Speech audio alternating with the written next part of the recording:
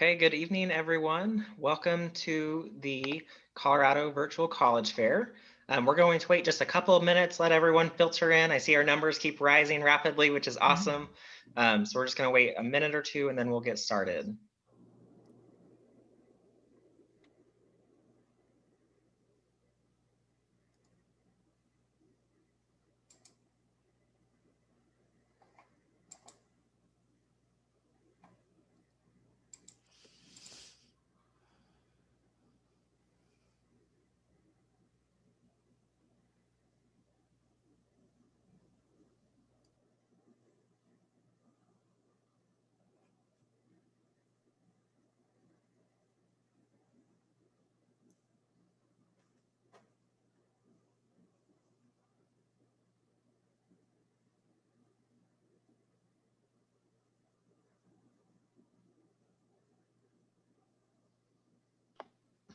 Okay, good evening, everyone. Welcome to the Colorado Virtual College Fair.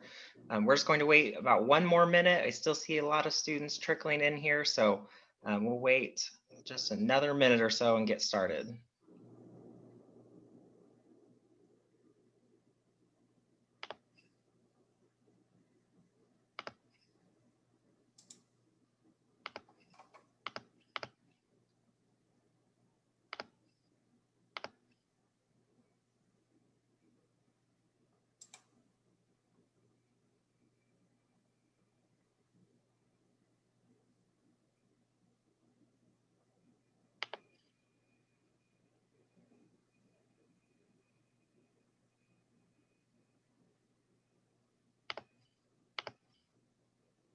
Okay, we are going to go ahead and get started. Welcome everyone to, oops, I'm sorry. See, I messed it up and we haven't even started yet. Welcome everyone to the Colorado Virtual College Fair. We are so excited that you're joining us. We have a lot of students on with us tonight, which is really exciting. You guys picked a good session to come to learn all about scholarships. We have two really great presenters who have lots of information to share. So I'm just going to go over a couple of really quick housekeeping items so that we can kick it over to them and get going. The best way for you to engage with our presenters tonight is using the Q&A button that's on your screen to ask questions at any point through the presentation to our two presenters. That is the best way to do it. We'll have some time at the end of the session to answer those questions. If they don't have time to get to all of your questions, that's okay too. We will share all of your contact information and questions with the presenters and they'll follow up with you afterward as well. So your camera and microphone are off, so don't worry about that. We can't see you, we can't hear you. Hopefully you can see and hear us though.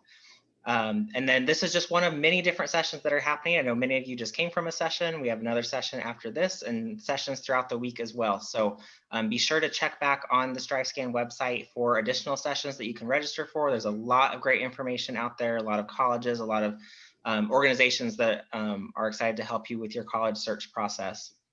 This presentation is being recorded, and so we will make that available to you within about a week of the presentation being done. All of the sessions that are recorded will be posted on that website where you signed up, so you will be able to go back and access those. So with that, I would like to turn it over to our presenters to kick things off. All right. Welcome, everybody. My name is Stephanie Panion. I'm the Scholarship Program Manager with the Boettcher Foundation. I will be working on getting my screen shared here. Laura, would you like to introduce yourself? Yes, absolutely. Good evening, everybody. So excited to be here with you and thrilled to have so many Colorado students with us tonight and share with you about applying for scholarships.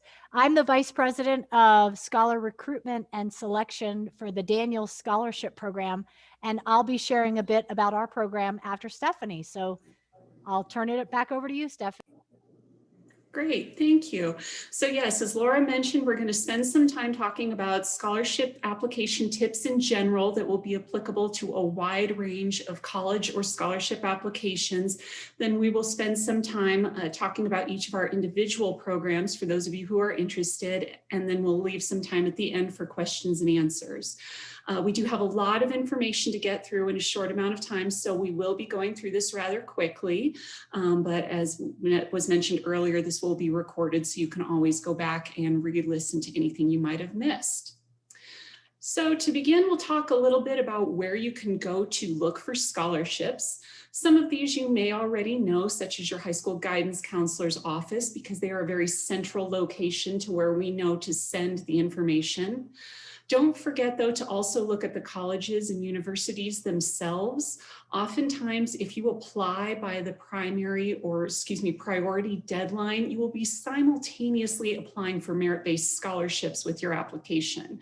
So make sure you watch for those deadlines and apply early. You also can apply within programs or departments such as sports or music departments in case you can use your skills and talents there towards scholarships.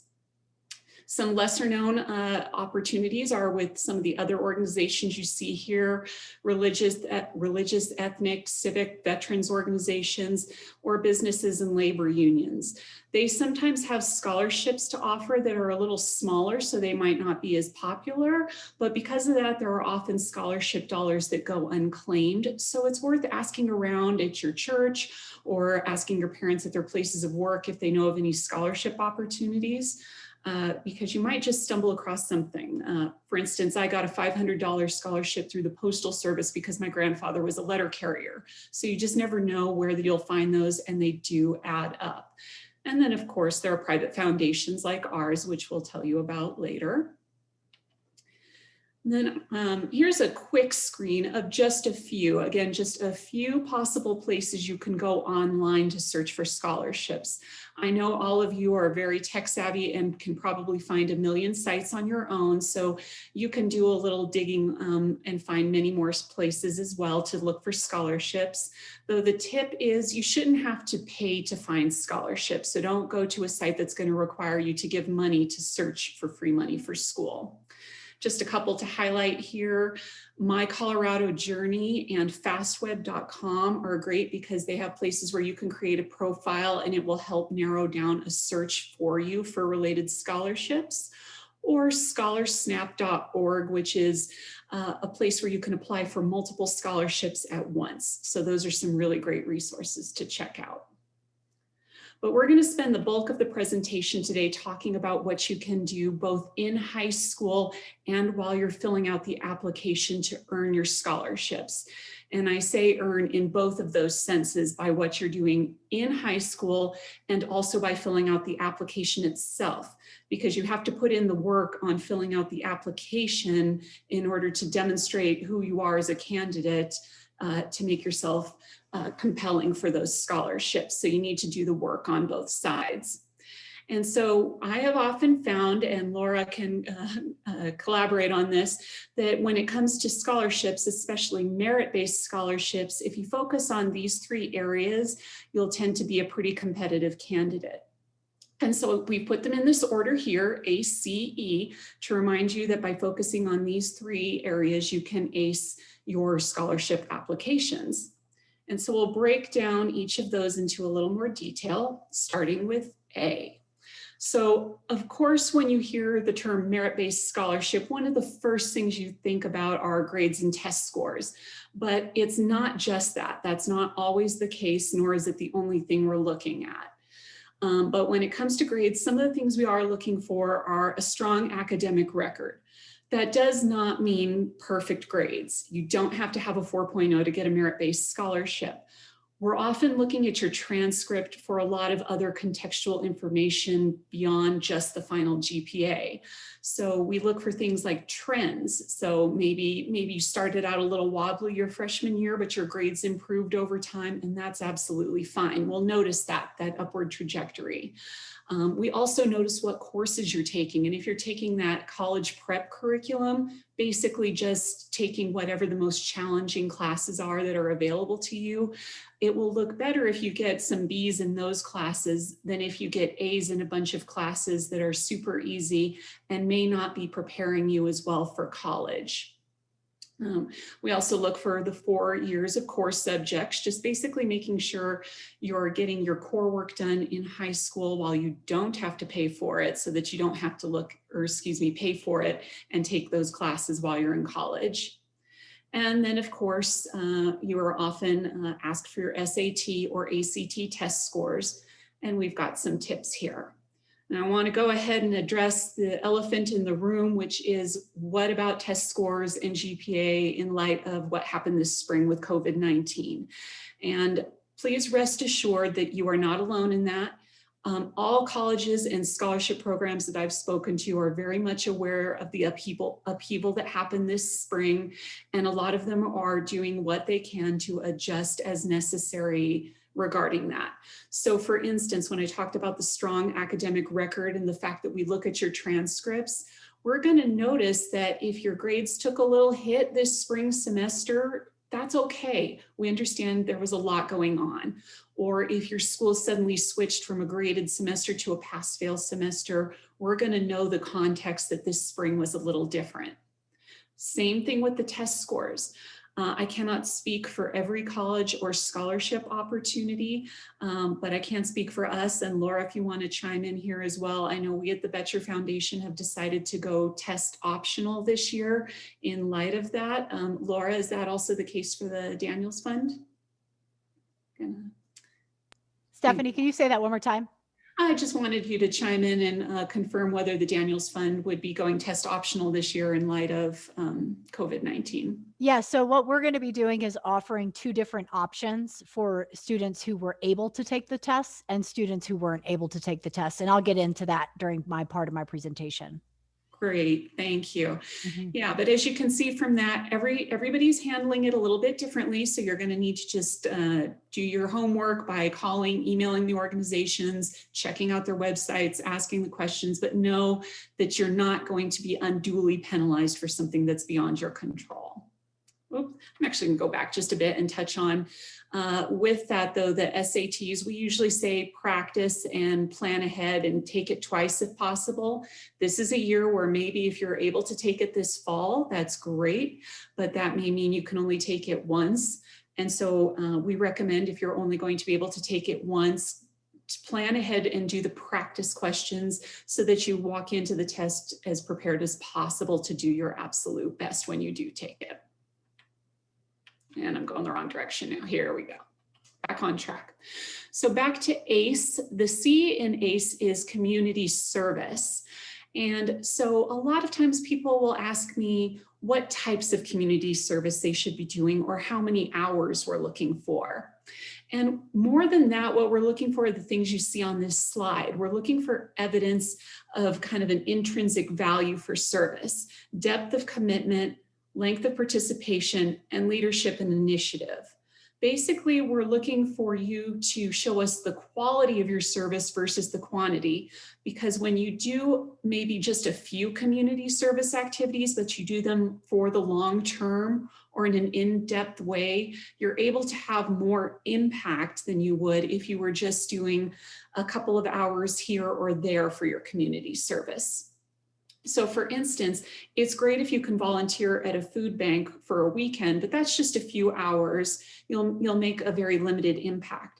However, if it's an organization that you volunteer with regularly and you go back week after week after week, you start to make a deeper impact with that organization and in that community. And that might allow you to find opportunities to take on leadership positions because you'll be a familiar person there versus somebody who's only there for a few hours one time. So those are the kinds of things that we're looking for. And you'll see that the same things are echoed on the next slide where we talk about the E in ACE, the extracurricular activities.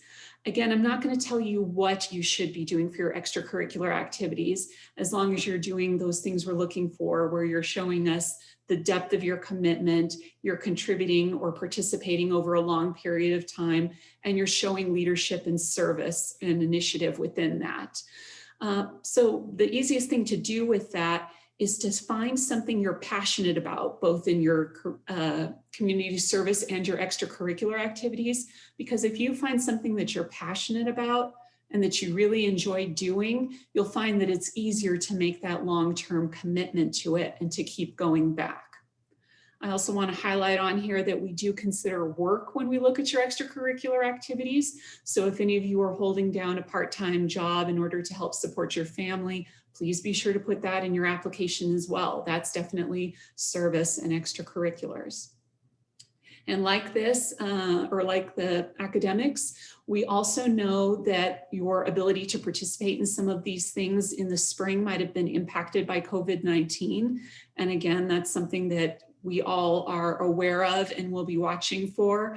So know that, again, that won't be held against you if something beyond your control kept you from being able to maybe finish out a service activity you had been committed to doing, but you'll definitely want to address that in your application as well. So you want to focus on your ACE as you're filling out your application and while you're looking at the things that you're doing in high school.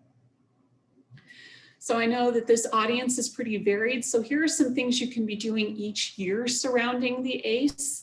So in your freshman year, this is when you can kind of start laying out your plan and maybe exploring, looking around your school at the clubs and activities, or asking your fellow classmates what service activities they're doing and kind of gauging your interest, maybe trying a few things out. Sophomore year is when you kind of start to broaden and deepen your experience. Maybe this is where you're committed to joining some organizations or locking down some extracurricular or community service activities. Junior year is when you usually start to take the tests and seek out leadership opportunities. So that doesn't mean you have to run for president of every organization you're a part of, but maybe start volunteering to chair committees or to be the head coordinator of some of the activities. Those are also forms of leadership, even if they don't have a formal title. And senior year is when you will start applying, obviously, visiting schools if at all possible, and demonstrating maturity and sustainability in your activities. Not only what are you doing now, but how that's propelling forward into the future. And for those of you who are seniors and looking at the campus visits and wondering how that's going to happen, it's still a possibility. A lot of campuses are doing virtual visits, so you'll want to just check out those opportunities as well. Just because it is different this year doesn't mean you have to be left out from some of these opportunities to learn more about the campus. Okay, next we're going to give some tips about how to make your application stand out. So remember, we talked about earning your scholarships. You've been doing everything you need to in high school to earn them. You've been focusing on your academics. You've been doing your community service and your extracurricular activities. But now when it comes to filling out the application, you have to put in the work too to make sure that your contributions are standing out from the rest of the crowd. So this is one of my favorite tips to give to students when it comes to filling out your application. And that is, before you submit it, to take a moment and read it, but shift your perspective to be that of me or Laura or anyone else who will be reading that application from the other side. So pretend you don't know who you are, what your school is, what your community context is, and read it as if you were a complete stranger to yourself. Have you made it absolutely clear who you are and what you've contributed to all of these organizations to make sure that you've presented a clear picture of yourself? I give the example of the fact that when I was in high school, I was in a club called Colts in Action. Now, if I just put that on an application and you didn't go to my high school, you're not going to know what that means. It has absolutely no context for you. You don't know if that's a sporting club or an extracurricular community service organization. So you really need to stop and think about it as if you were someone from the outside who's looking in at this from for the first time and providing that extra context. Okay. So don't forget to, as you're filling out the application, that the review committees are not just looking for students who are competitive in terms of, like we said, the numbers, GPAs, test scores. That only gets you so far. We're actually looking also for students who are compelling, who are unique and have original character traits. We want to know what makes you, you. So you'll want to make sure that you shine that information about yourself through in your application as well. And we'll talk a little bit about this as we go along. And you'll see again at the bottom, it's the stuff we talked about earlier. It's going into the quality of your service and not just the quantity. So not just how many hours you participated, but what you did within that organization that's going to make you stand out from the crowd. Okay, so you do that by providing specificity and detail in your application. So this is kind of where I talked about shifting your perspective. So in this first example, we see that you could say you're a food bank volunteer, and that's great. But what if everybody else said they're a food bank volunteer? Whereas in the second part of the example, we see more information. Volunteering 20 hours per week shows that length of commitment. Coordinating a food basket distribution shows leadership and initiative. They're not going to give that opportunity to somebody who was only there for a few hours one afternoon. That is for somebody who goes back on a regular basis. And as you also see on here, same thing with student council. It may sound great to put student council on your application because everybody knows what that is, but what's important is what your unique contributions were. So in this case, the second example, we see that the student served as vice president of the student council, went to a statewide conference, and served as chair of the prom committee. Tons and tons of leadership that make that student stand out in that regard. Okay. And then also essays. Essays are very important. This is where you're going to be able to tell us the why behind all these activities.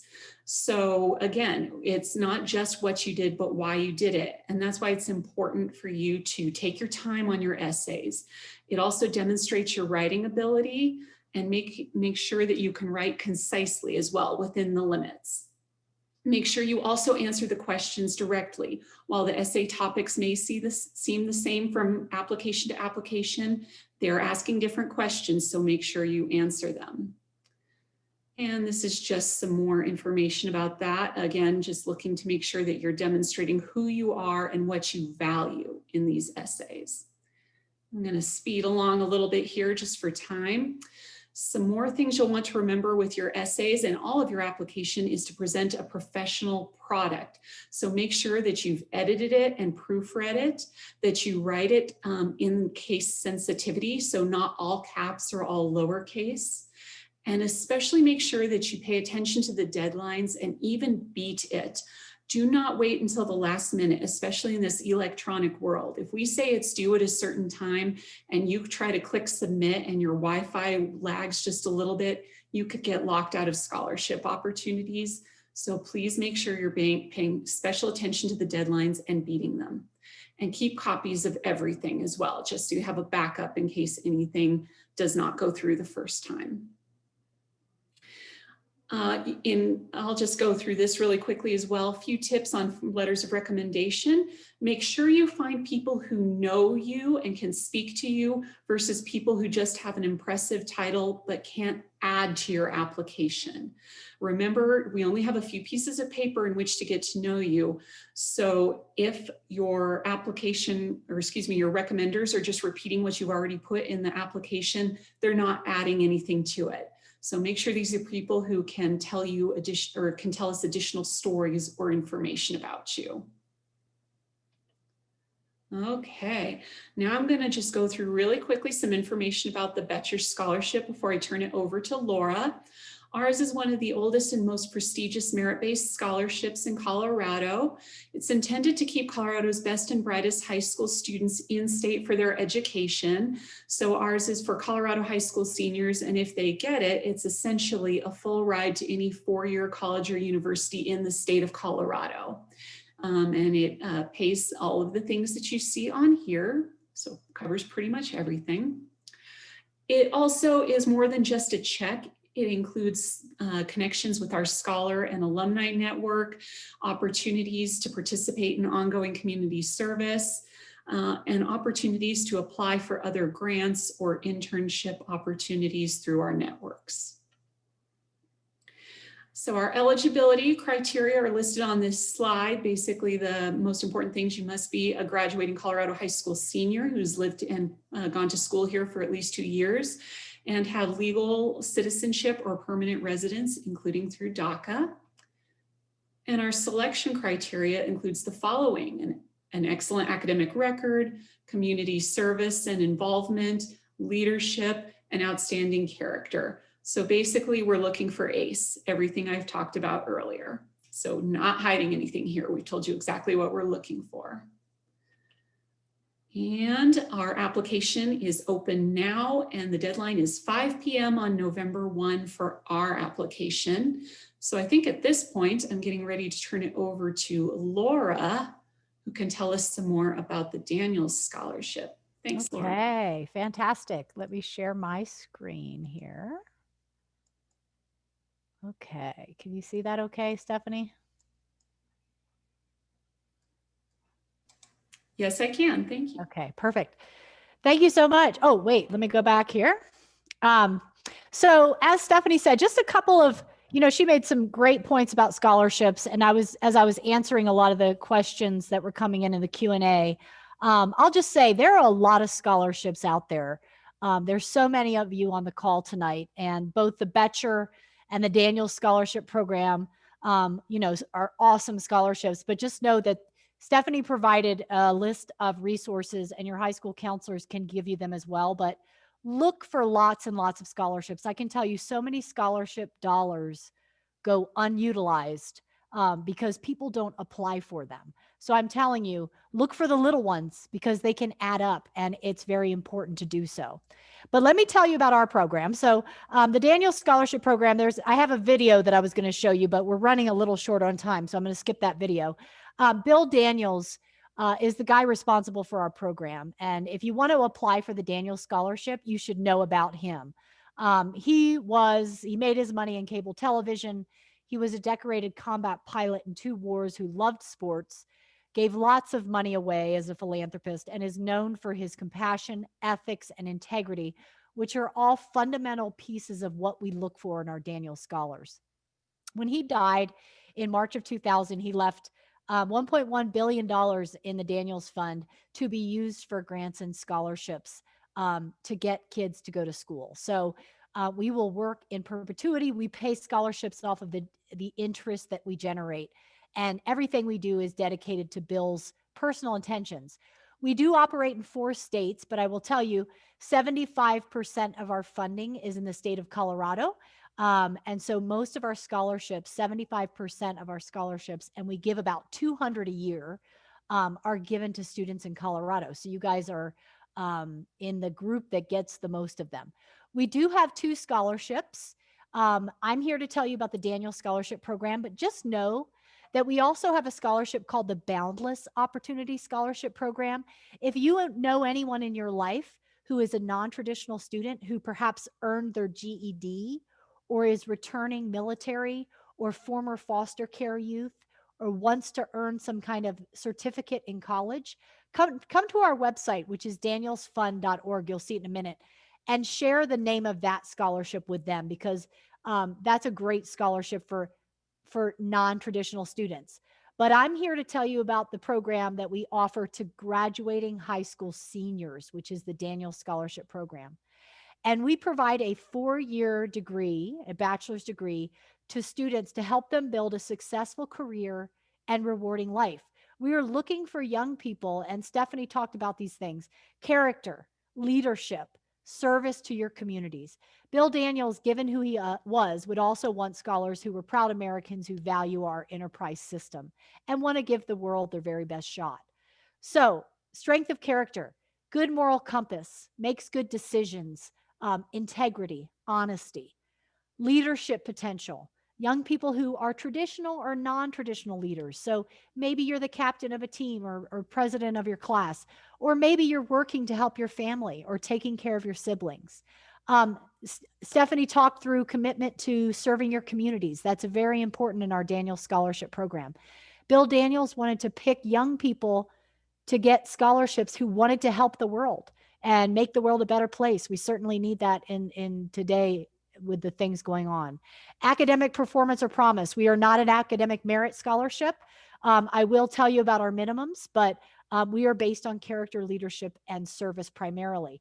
A well-rounded personality, and then the emotional maturity and stability to get through college and to maintain that vision, that focus to graduate. This is a picture of one of our classes of scholars at the in-person orientation that we hold annually to orient our scholars to the program. This year we had to do it virtually, but hopefully next year we'll be back in person. We held this one at the University of Denver.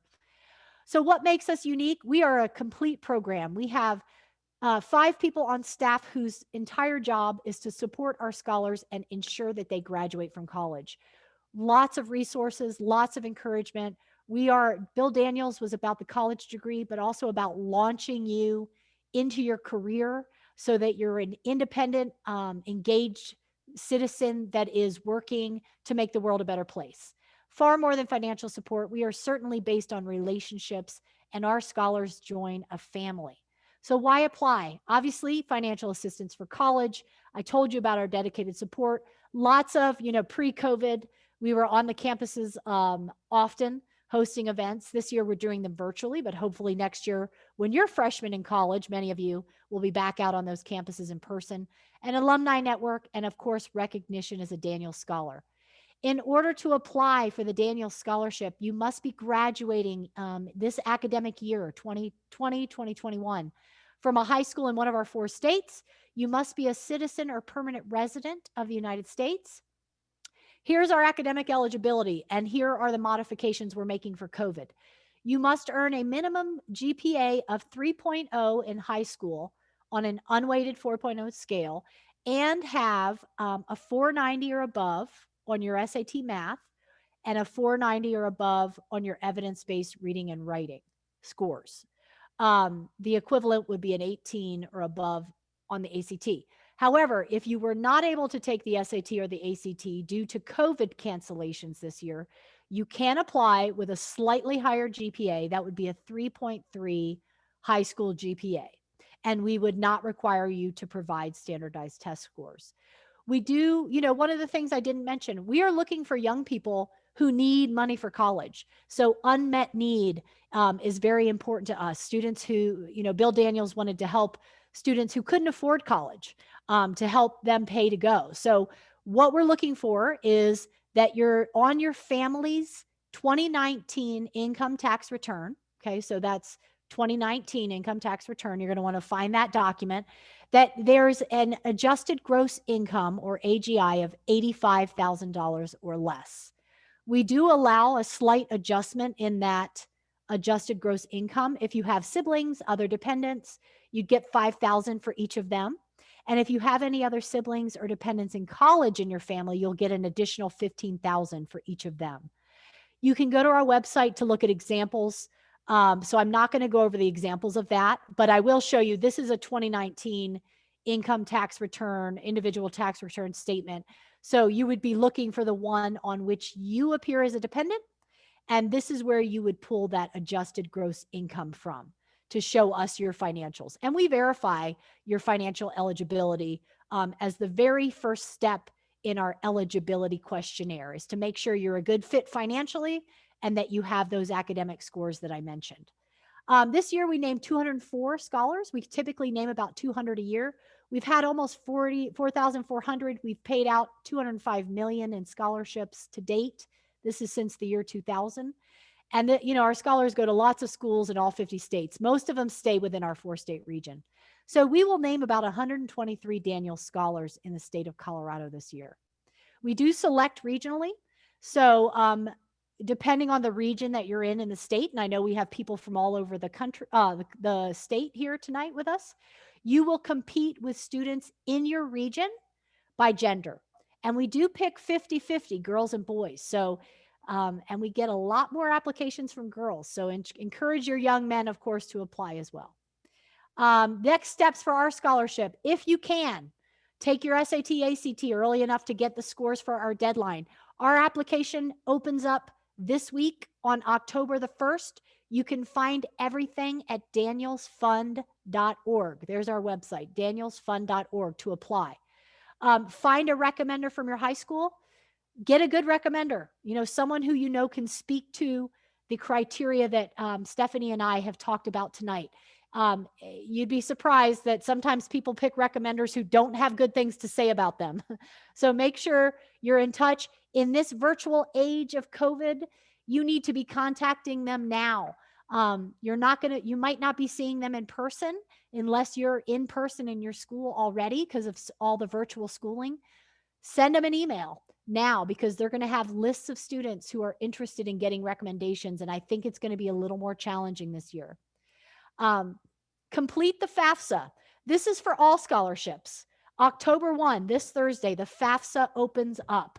For our application, you may be required to upload your student aid report, which comes from completing your FAFSA in the month of December. But know that many scholarships will want to see your FAFSA and understand what your family's expected family contribution is. Most of your schools will have a FAFSA night. So sign up for that so you can understand how to do it. And know that a lot of schools are taking into account the impact financially that COVID has had on families.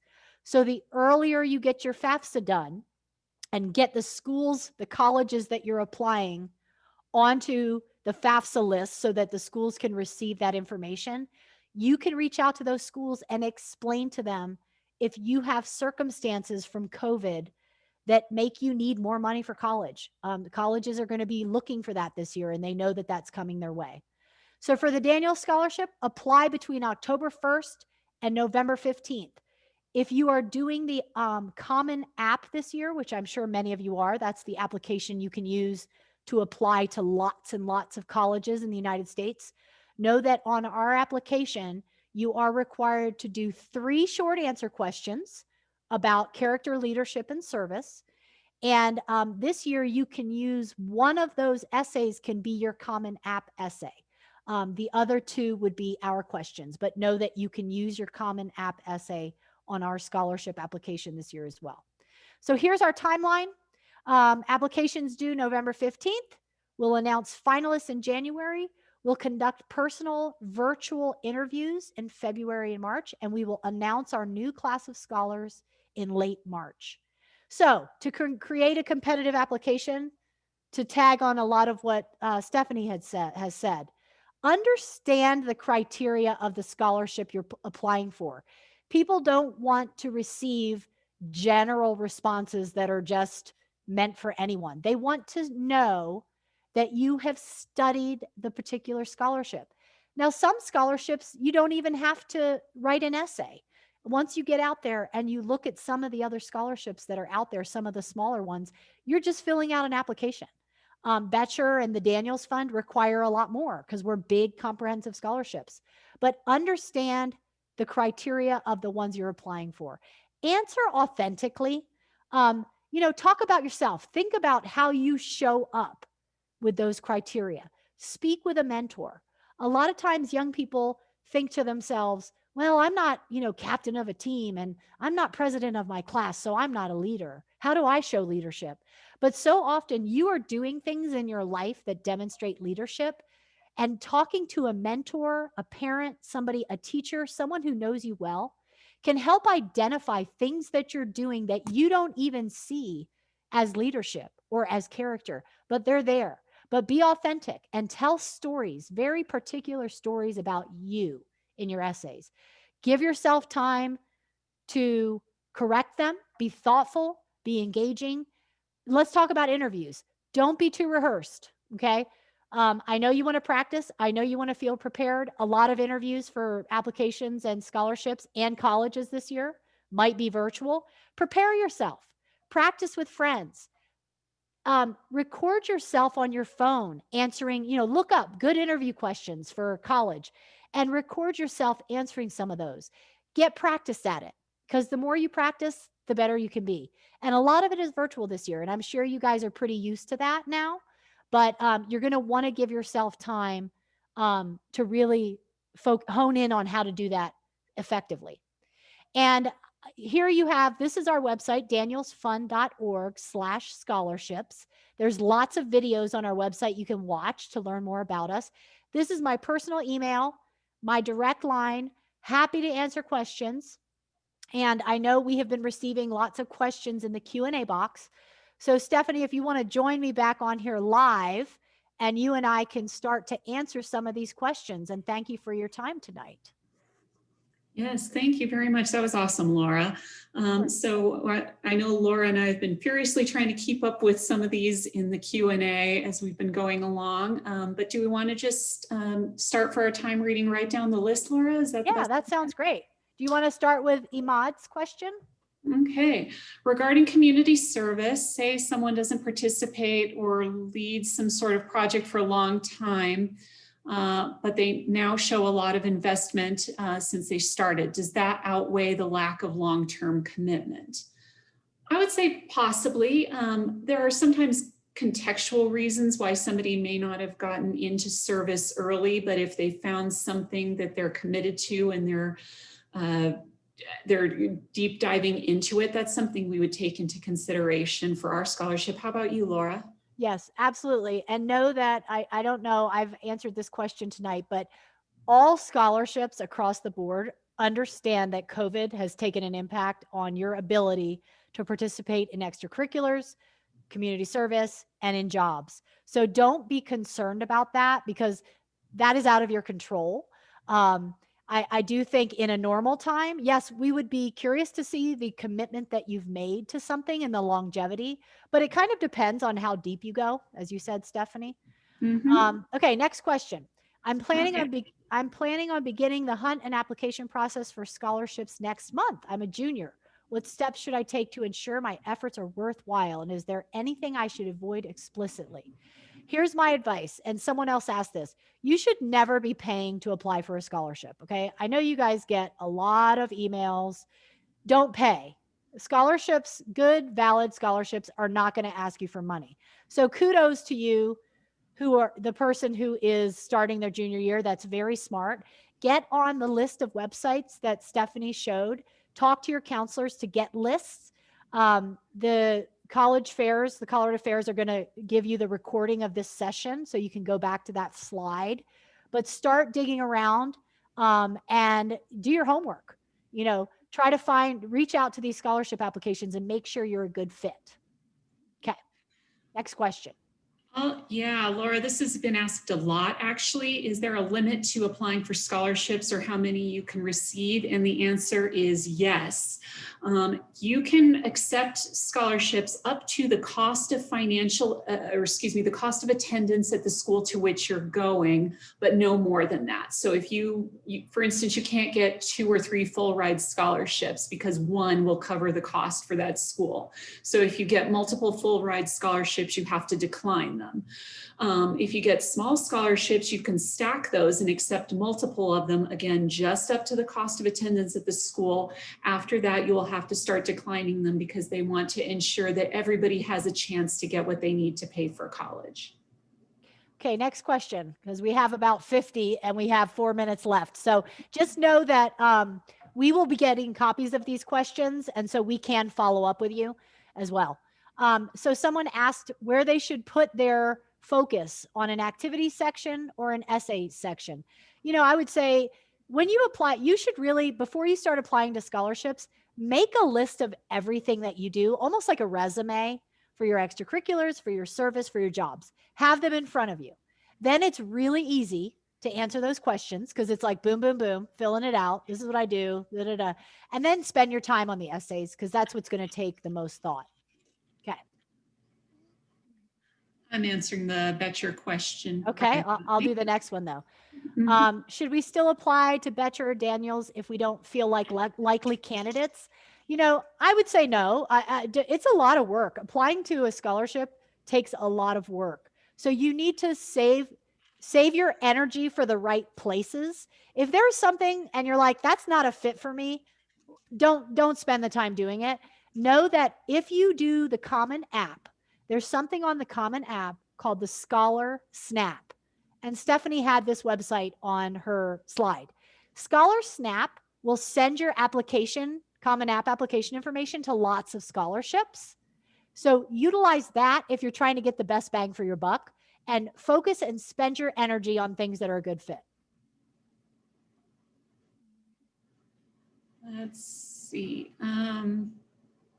Should I prepare applications for large merit-based scholarships in junior year and finish filling them out senior year, or work on them solely in senior year?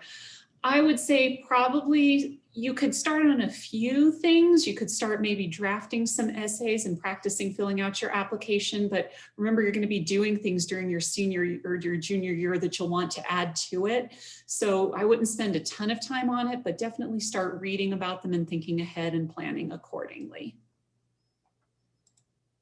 Okay, do we have time for one more? I think we have time for a couple more questions here. If you're attending an out-of-state college, can you still apply or receive this scholarship?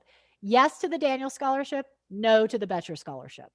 Right. A lot of questions we've received are very specific to each scholarship. So definitely check out our websites and the websites of any other scholarships you're looking at, because every one of them is a little bit different, has its own nuances, its own ways of doing business. So you've got to do a little research because they're all just a little bit different.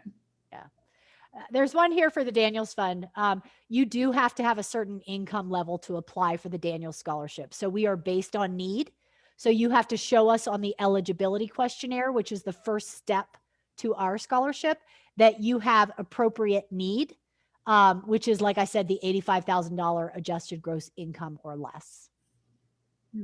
And for the Betcher Scholarship, you do not need to demonstrate needs. So again, these are the kinds of things where it's we're spending some time on the websites and giving us calls or emails to ask any questions you have.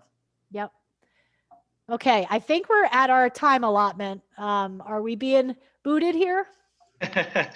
You guys did great. Thank you so much to our presenters. Thank you to all of the students who joined us tonight. When you close this window, there will be a link to a very quick 4-question survey. If you don't mind just taking a couple of quick seconds to fill that out for us, we'd really appreciate your feedback so that we can make this better, understand what kinds of questions you have, and improve as we move forward.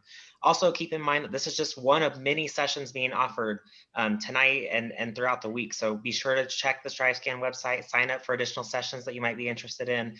Our 2 presenters tonight were fantastic and had a wealth of information about scholarships. Lots of other speakers have lots of information about other topics as well. So please take a look at that. In about a week, you'll be able to find this session's recording on the StriveScan website where you signed up, as well as all of the other session recordings. So if you need to go back and watch another video again, please do that as well. So again, thank you so much for joining us. I wish all of you the best of luck and have a great evening. Thank you so much. Thank you all.